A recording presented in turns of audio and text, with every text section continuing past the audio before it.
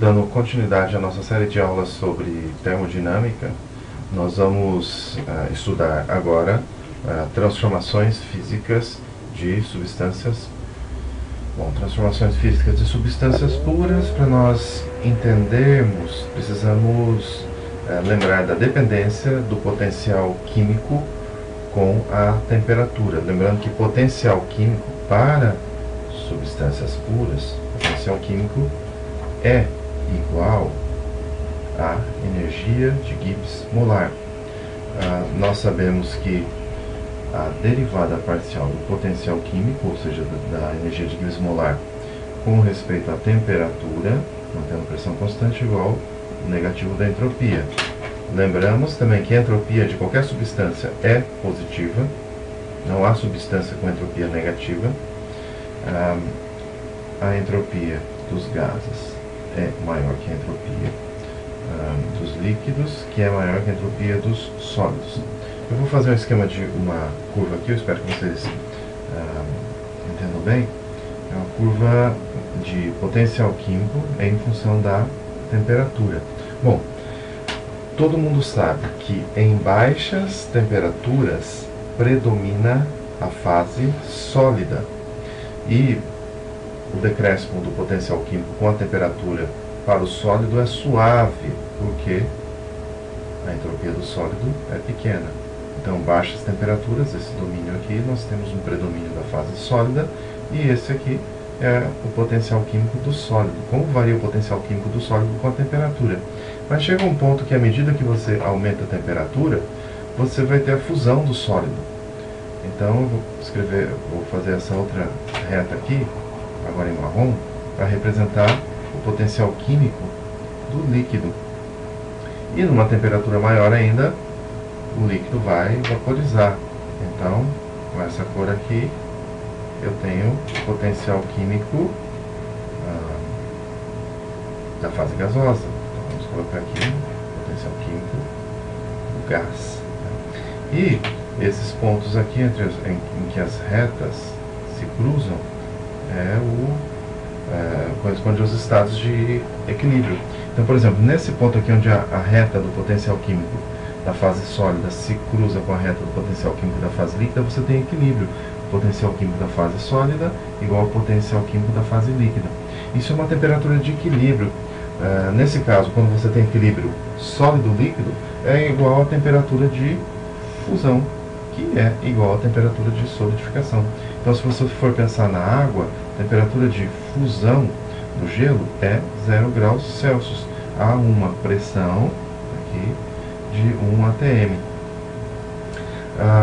Em temperaturas maiores ainda, você vai ter a igualdade de potenciais químicos entre a fase líquida e gasosa, e você tem a temperatura de vaporização, no caso da água, 100 graus Celsius. Né? Bom, veja só, uma analogia com eletricidade. A matéria escoa, segue o caminho para uma situação de potencial químico mais baixo. Então, a matéria, as moléculas tendem a se encaminhar, a se dirigir para uma região de potencial químico mais baixo. Se você tiver 0 graus Celsius em 1 atm exatamente, o potencial químico da fase líquida é igual ao potencial químico da fase sólida. Então, você tem equilíbrio. Mas se você pensar agora nesse sistema diminuindo a temperatura, por exemplo, você sai desse ponto aqui onde você tem equilíbrio e vem para cá. Em temperaturas menores que 0 graus Celsius, o potencial químico da fase sólida é menor que da fase líquida. Então, é coerente imaginar que as moléculas vão escoar da fase líquida para a fase sólida, ou seja, vai haver solidificação.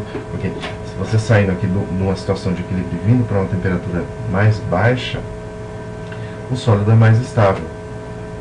O contrário é verdadeiro também. Se você tiver gelo e água em equilíbrio a 0 graus Celsius em 1 atm e passar por uma temperatura superior a 0 graus Celsius, o potencial químico da fase líquida é mais baixo. Então, as moléculas d'água vão migrar da fase sólida para a fase líquida. Em temperaturas maiores, a fase gasosa vai ser a mais estável. Né? Para quem não entendeu aqui esse desenho, está um pouco amontoado, vamos pegar aqui esses slides. Cadê? Potencial químico aqui, ó. Potencial químico em função da temperatura. Sim, uma coisa importante que eu falei para vocês, que quando você tem equilíbrio, você tem igualdade de potenciais químicos. Então, vocês reparem que é uma figura mais organizada do que essa que eu montei no caderno. Você tem aqui em baixas temperaturas o predomínio da fase sólida, né? Em temperaturas moderadas você tem a fase líquida, em temperaturas maiores a fase gasosa.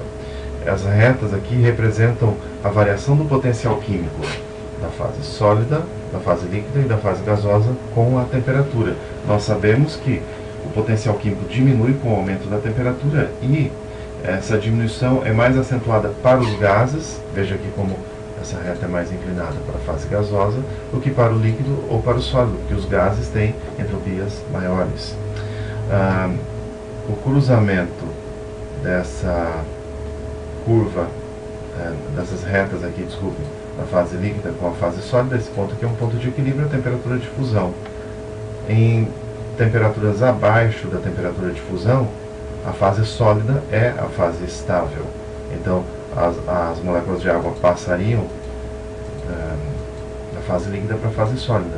Em temperaturas maiores que a temperatura de fusão, a fase líquida é a fase estável, porque o potencial químico da fase líquida é menor que o potencial químico da fase gasosa em temperaturas maiores que a temperatura de fusão. Temperaturas mais altas ainda, você vai ter o equilíbrio entre líquido e gás, e aí você vai ter temperatura de vaporização. Em temperaturas muito altas, o potencial químico da fase gasosa é mais baixo que da fase líquida, e você tem a fase gasosa como a fase mais estável. Mas eu não expliquei direitinho para vocês o que é fase. Afinal, o que é fase? É uma região, digamos assim, fisicamente uniforme e com a mesma composição química. Exemplo, se você tiver água líquida, você tem uma fase. Ali nesse sistema, água líquida, você tem a mesma composição, você tem o mesmo estado físico. Se você tiver água e gelo, você tem duas fases.